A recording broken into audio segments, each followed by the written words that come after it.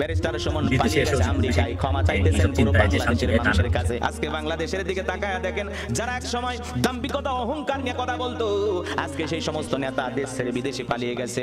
আমেরিকায় পালিয়ে গেছেন ব্যারিস্টার সুমন, আমেরিকায় গিয়ে ক্ষমা চাচ্ছেন ব্যারিস্টার সুমন, আমেরিকায় গিয়ে বলতেছেন আমি জীবনে অনেক ভুল করেছি, অনেক ভুল সিদ্ধান্ত নিয়েছি, ও বাংলাদেশের মানুষ আমাকে ক্ষমা করে দাও।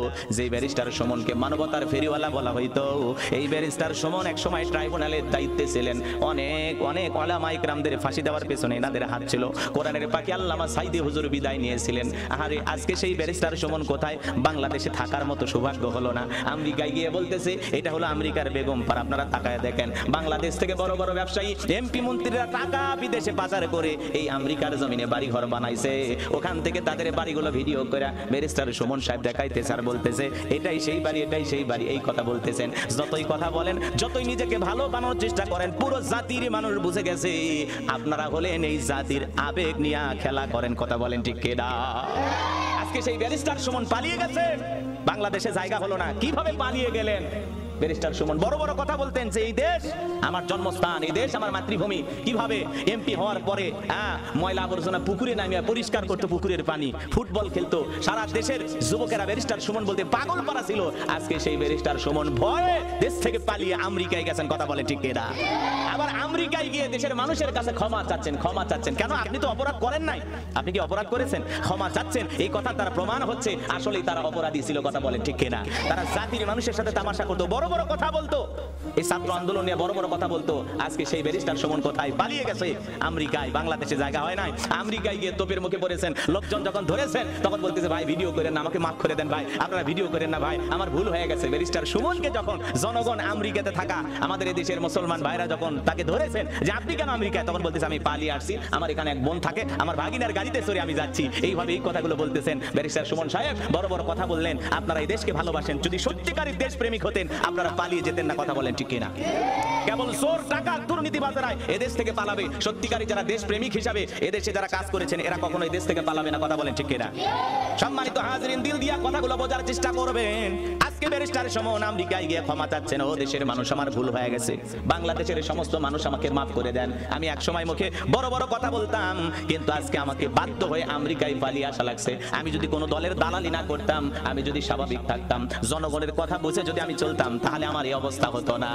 বলে আমরা ব্যারিস্টার সুমন এক সময় বলেছিলেন আমার বিদেশে কোনো বাড়ি নাই, আমি বাংলাদেশের মানুষ, মৃত্যু পর্যন্ত বাংলাদেশে থাকবো। কই গেলেন সুমন সাহেব, কই গেলেন? আপনার বড় বড় কথা এক সময় বলেছিলেন বাংলাদেশ থেকে কখনো পালিয়ে যাবেন না, হারিয়ে যাবেন না। আপনার নাকি বিদেশে কোনো বাড়ি ঘর নাই, তাহলে বিদেশে গিয়ে কোথায় আশ্রয় নিচ্ছেন? আপনি জাতির মানুষের সাথে অনেক তামাশা করেছেন। কথা বলেন ঠিক কিনা? মনে রাখবেন, দুনিয়া থেকে বাংলাদেশ থেকে পালিয়ে আমেরিকায় গিয়ে বাঁচতে পারবেন, কিন্তু যেদিন আল্লাহর বিচার কায়েম হবে, আল্লাহর আদালতে, সেদিন আপনি পালানোর আর জায়গা পাবেন না। কথা বলেন ঠিক কিনা? আপনাদের কারণে কোরআনের পাখি আল্লামা সাইদি হুজুরের ফাঁসির আদেশ হয়েছিল। মনে রাখবেন, মনে রাখবেন, যারা 50 বছর কোরআনের তাফসীর করা আমাদের প্রাণের মানুষ, হৃদয়ের স্পন্দন আল্লামা সাইদি হুজুরকে নিয়ে জাতির সাথে তামাশা করেছেন, পুরো জাতিকে ধোঁকা দিয়ে কোরআনের পাখিকে ষড়যন্ত্র করে বিদায় করে দিয়েছেন। একদিন আল্লাহর কাঠগড়ায় আপনাদেরকেও এইভাবে বিচারের কাঠগড়ায় দাঁড় করায় দেওয়া হবে, সেদিন আর পালানোর কোনো জায়গা থাকবে না। কথা বলেন ঠিক কিনা? গভীর মনোযোগ দিয়ে কথাগুলো শ্রবণ করবেন। এই জন্য মুখ দিয়ে বড় বড় কথা বললে সে যে সত্যিকারের ভালো মানুষ এটা প্রমাণ হয় না। ব্যারিস্টার সুমন পালিয়ে গেছে আমেরিকায়, ক্ষমা চাইতেছেন পুরো বাংলাদেশের মানুষের কাছে। আদৌ আপনাকে বাংলাদেশের মানুষ ক্ষমা করবে কিনা? বিদেশ থেকে একবার আইসা বাংলাদেশে ক্ষমা চেয়ে দেখেন, জাতির মানুষ আপনার সাথে কি ব্যবহারটা করে। কথা বলেন ঠিক কিনা? সম্মানিত হাজিরিন, যে কথা আমি বলতে চাচ্ছিলাম, সেদিন তারা বলবেন অকালু রাব্বানা ইন্না আতআনা সাদাতানা ওয়া কুবারানা ফাআদাল্লুনা সাবিলা। সেদিন তারা বলবেন হে আমাদের রব, আমরা দুনিয়াতে নেতাদের কথা মতো চলতাম, বড়দের কথা মতো চলতাম, ওরা আমাদেরকে পথ ভ্রষ্ট করেছে, গোমরাহি বানাইছে। এই জন্য দুনিয়ার মানুষকে দুই শ্রেণীর মানুষ জাহান্নামে নিয়ে যায়। এক নাম্বার হলো নেতা, যেই নেতা আপনাকে জাহান্নামে নিয়ে যাবেন, আর সমাজের বড় বড় মাতবর মুরব্বী যারা থাকে আপনাকে জাহান্নামে নিয়ে যাবেন। কোন নেতা আপনাকে জাহান্নামে নিয়ে যাবেন আর কোন মুরব্বী জাহান্নামে নিয়ে যাবেন, বিষয়টা একটু জানার দরকার আছে না নাই? এই দুনিয়ার জমিনে মনে রাখবেন, যারা ইসলামিক আদর্শ নেতা হবে, কেমন নেতার অনুসারী আপনারা হবেন? ইসলামিক আদর্শ নেতা যারা হবে, তাদের অনুসারী যদি হন, তারা আপনাকে জান্নাতে নিয়ে যাবে। মনে রাখবেন, আজকের আলোচনার বিষয় হলো আদর্শ নেতা বনাম হলো জালেম নেতা। এই জালেম নেতাদের যারা সহচর হবে, এই জালেম নেতাদেরকে যারা মেনে নেবে, ওই জালেম নেতারাও জাহান্নামে নিয়ে যাবে, আপনাকেও জাহান্নামে নিয়ে যাবে। এই জন্য জালেমদের সহযোগী হওয়া যাবে না। কথা বলেন ঠিক কিনা? কোন নেতা আপনাকে জাহান্নামে নিয়ে যাবে আমি একটু পরেই বলতেছি, আর কোন নেতার আদর্শ আমাদেরকে মানতে হবে একটু মনোযোগ দিয়ে গুনাহগারের কথাগুলো শ্রবণ করবেন। আমি যে কথা বলতে চাচ্ছিলাম, হৃদয়ের কান দিয়ে কথাগুলো শ্রবণ করবেন। এই পৃথিবীর সবচাইতে শ্রেষ্ঠ নেতার নাম হলো মুহাম্মদ রাসূলুল্লাহ সাল্লাল্লাহু আলাইহি ওয়াসাল্লাম। বলুন আল্লাহু আকবার।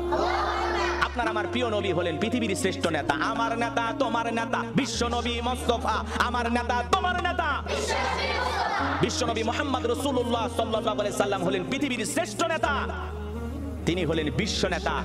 আল্লাহ রাব্বুল আলামিন বলেন, ওয়া মা আরসালনাকা ইল্লা রাহমাতাল লিল আলামিন। সমগ্র জাতির জন্য রহমত স্বরূপ বিশ্ব নবীকে আল্লাহ তাআলা প্রেরণ করেছেন। আপনার আমার নবী হলেন বিশ্ব নবী। মনে রাখবেন, দুনিয়ার চেয়ারম্যান মেম্বার আপনার আমার চরিত্রের সার্টিফিকেট দেয়, গাঁজাখোর মদখোর গেলেও বলে ছেলেটা ভালো আমার জানা মতে, আবার হুজুর গেলেও লিখে দেয় ছেলেটা জানা মতে আমার ভালো।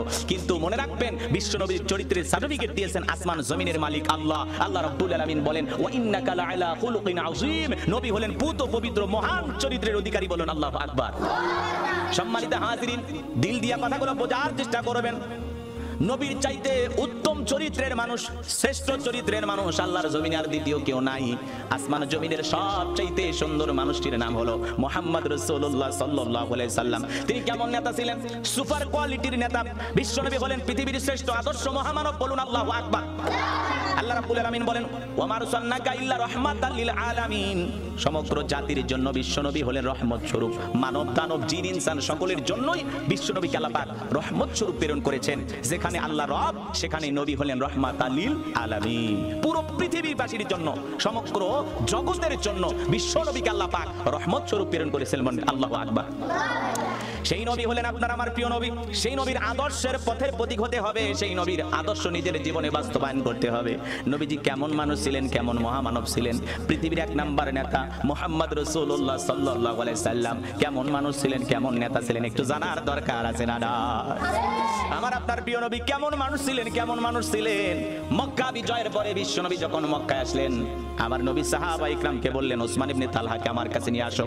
সাহাবা ইকরাম ওসমান ইবনে তালহার কাছে গেলেন। ওসমান ইবনে তালহাকে, যার কাছে মক্কার কাফের বেঈমানরা মক্কার খানায় কাবার চাবির দায়িত্ব রেখেছিলেন, মক্কার কাফেররা খানায় কাবার চাবির দায়িত্ব রেখেছিলেন। বিশ্বনবী যখন মক্কায় থাকা অবস্থায় ওসমান ইবনে তালহাকে বলেছিলেন, মক্কার খানায় কাবার চাবির তালাটা একটু খুলে দাও, আমি একটু নামাজ আদায় করব। ওসমান ইবনে তালহা চাবি খুলে দেয় নাই। বিশ্বনবীকে খানায় কাবার ভিতরে সালাত আদায় করতে দেয় নাই, নামাজ পড়তে দেয় নাই। সেই ওসমান ইবনে তালহাকে মক্কা বিজয়ের পরে বিশ্বনবী যখন ডাকলেন, ওসমান ইবনে তালহাকে সাহাবা ইকরাম যা যখন বলতেছেন বিশ্বনবী আপনাকে ডেকেছেন, ওসমান ইবনে তালহা মনে মনে ভাবতেছে আজকে জীবনের মনে হয় শেষ দিন। কারণ নবীজি মক্কায় থাকা অবস্থায়